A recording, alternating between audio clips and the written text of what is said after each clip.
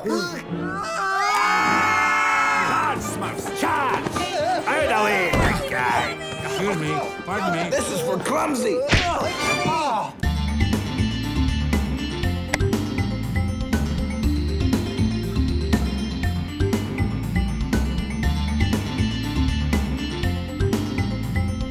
So this is Jeff Marker with a clean-shaven Jeff Marker. I'm glad to be back.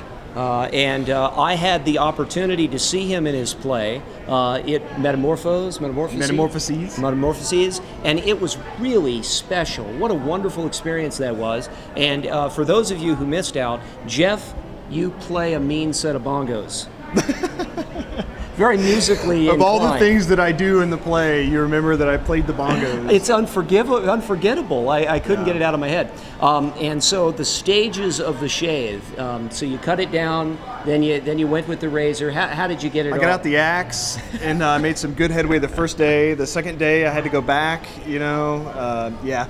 I did the clippers and then got back to my usual razor shave, and it was a glorious moment. Well, enough about Jeff. Let's talk about movies. Enough about this week I saw Crazy Stupid Love, and I'll say this is a very rare week for us because I have seen all 3 of the wide movies that are in release. I had to suffer through 2 of them, and then I kind of found Cowboys and Indians okay. We'll talk about that. Aliens. Aliens, that's right. What is the way to bring Cowboys and Indians together? Well, you have to add some aliens to the mix. I think that's probably a good tagline. Common enemy.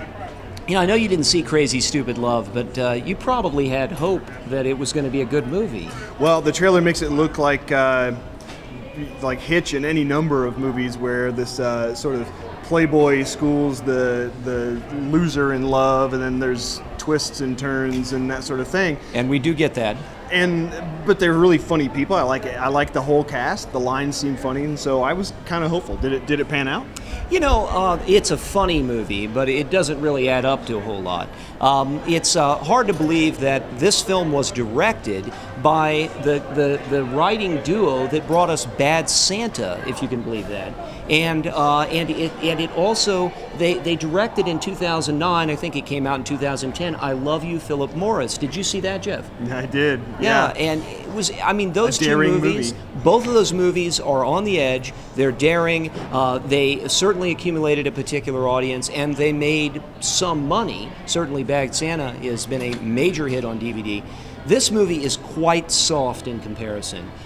When it wants to get edgy, it just feels a little creepy. And there is a scene in the beginning of the movie, we've all seen this in the trailer. Steve Carell leaps from a moving car, and it is funny. It's even funny, even though I've seen it over and over again.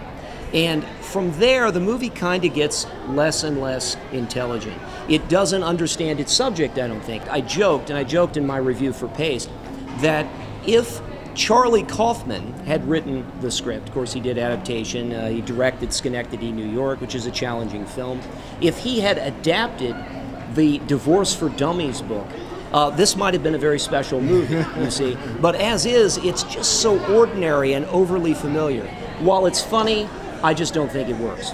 Well, that's a shame, because the trailer made it look like maybe that's what it had going for it. It was made for a little bit older audience and a little bit more intelligent. Well, see, they have all different ages in the cast. They've got a 13-year-old son. They have a younger daughter who really doesn't play into things. They've got Emma Stone, who plays a law student. I guess she's graduated. She's studying for the bar exam. They have Josh Groban as a potential the crooner. Josh Groban is in the film. He's a potential love interest for Emma Stone. And then Ryan Gosling, who just steals the show. Not only does he have the physical ability to play the ladies' man, but he also really has the acting chops to really pull off this kind of over-the-top guy who can get just about any woman. Yeah. So, you know, So, the ultimate question, did you get your fix? I did not get my fix. No fix rating for Crazy Stupid Love, unfortunately. You ready to talk about the Smurfs?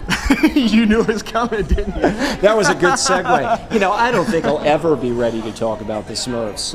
I mean, gosh. Oh, well, you know, look. I can't believe they screened it. I think reviewing the Smurfs is actually very simple. It's a movie that relies entirely on the cuteness of the Smurfs and Hank Azaria falling down.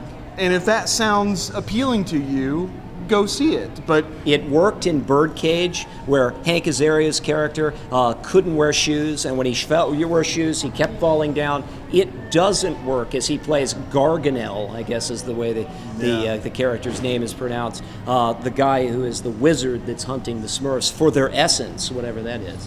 Right. I don't know.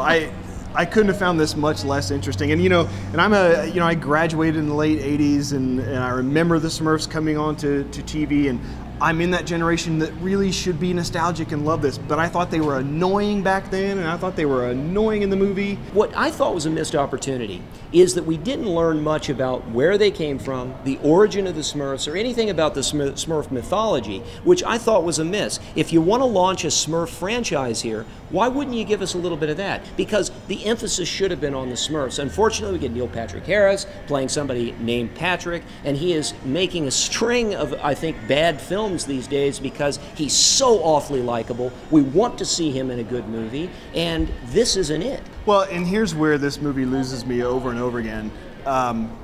There's one scene, for instance, the Jamin Mays and the Neil Patrick Harris characters, they are helping the Smurfs. They are sort of accepted that these weird little creatures are here. They're trying to help them, and she has them in a little shopping bag, and they're comfortable, and they're on their way to do something to try to help them. And she says, you just have to stay in the bag. Within 20 seconds, they have jumped out of the bag, they've run into FAO Schwartz, they've gotten themselves into peril over and over again. These Smurfs make it really difficult for me to root for them. Well, and Papa Smurf promises her.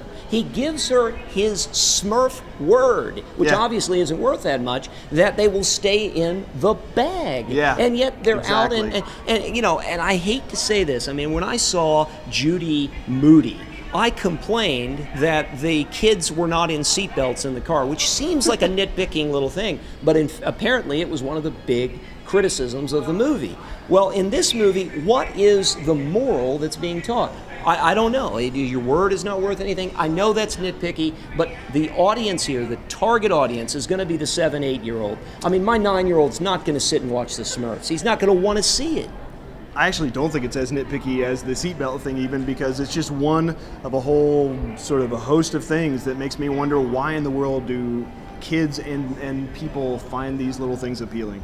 I didn't get my fix. Well, yeah, I didn't get my fix from the Smurfs either. The month of July ends with a bang, with the high-concept comic book adaptation, or at least graphic novel adaptation, Cowboys and Aliens. I joked earlier that how can you get cowboys and Indians together in the Old West? Well, probably the only way to do it is to throw in a third party, and that is the aliens here. The story has a pretty good setup. Daniel Craig, who we know from the James Bond films, he is wandering in the desert, and he comes upon a group of people who believe that he might be worth something, and they go to take him, and he takes them. So instantly we know that Daniel Craig's character is a guy who can handle himself. He then goes into a town of Absolution, and he runs afoul of the local rich guy's son, and things sort of spiral downward for him from there. But he has a secret. He doesn't know what that secret is. It's locked within his mind, and he is wearing some kind of bracelet that just might hold the key to thwarting an alien menace that is going to threaten the town. And of course, you've seen the trailers. Aliens do come, and Harrison Ford is in the movie, and we're not sure whether or not he's a good or bad guy, and I think this is a good turn for Harrison Ford. But they must all band together, and the movie is exactly what you'd expect. It's cowboys and aliens with a little bit of Indians thrown in just for good measure. You know, it begins like any number of Clint Eastwood westerns where we just kind of have this guy, this tough guy who's on the plains. Wanderer, yeah. We don't know who he is. He doesn't know who he is. His identity almost doesn't matter at That's the a little beginning. bit of a ripple that he doesn't know who he is. Sure. Yeah. Okay.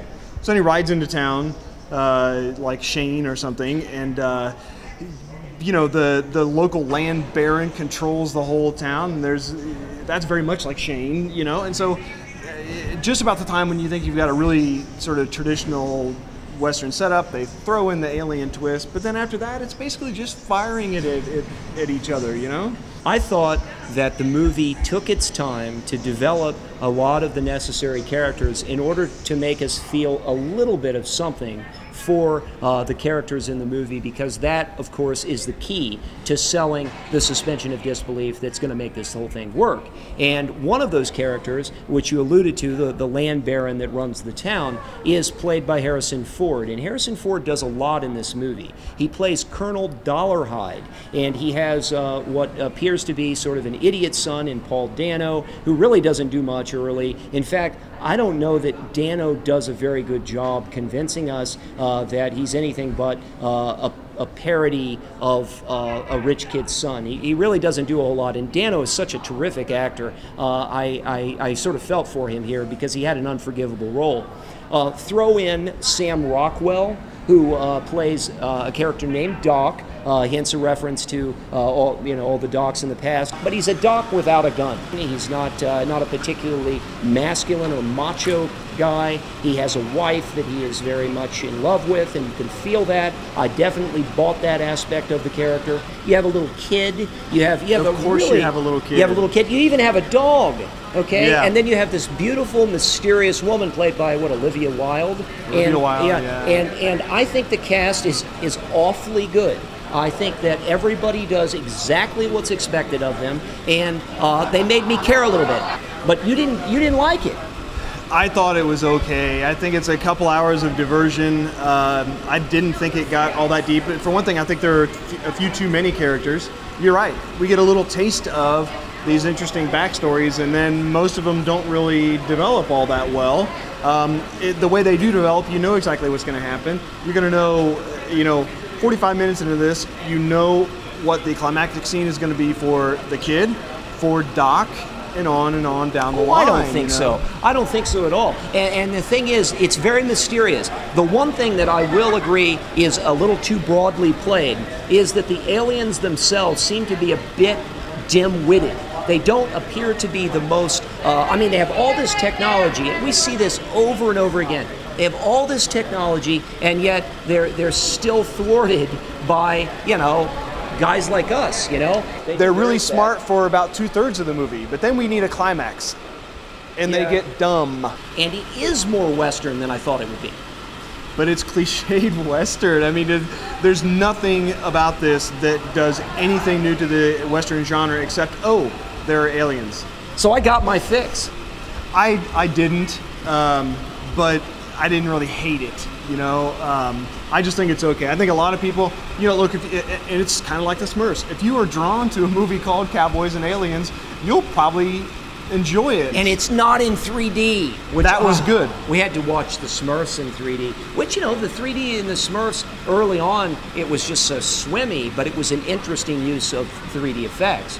Well, I hated that early on. Actually, I leaned over to Jonathan about, 3-4 minutes into it, and I said, this is going to make me sick. Well, just to recap, the Crazy Stupid Love, I say no fix. And the SMURFS, I believe we both said no fix. No fix. And Cowboys and Aliens, I give it my fix. How about you? No fix. All right, so as always, you have suffered through another episode of The Film Fix. I'm Jonathan W. Hickman, and this is Jeff Marker. And you can always join us on the web by going to dailyfilmfix.com, where you can feed your movie addiction.